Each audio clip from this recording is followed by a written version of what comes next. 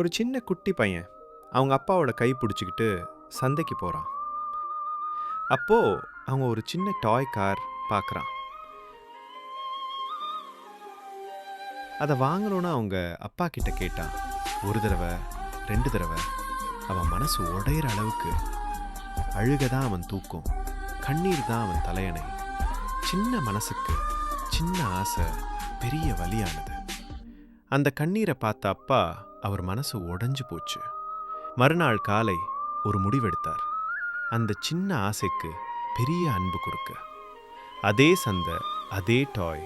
ஆனா இந்த தடவை அது ஒரு அன்பின் பரிசு. அவன் தூங்கிக்கிட்டே இருந்தான். அவனோட கனவுக்குள்ள ஒரு சின்ன சந்தோஷம் வைக்கிற மாதிரி.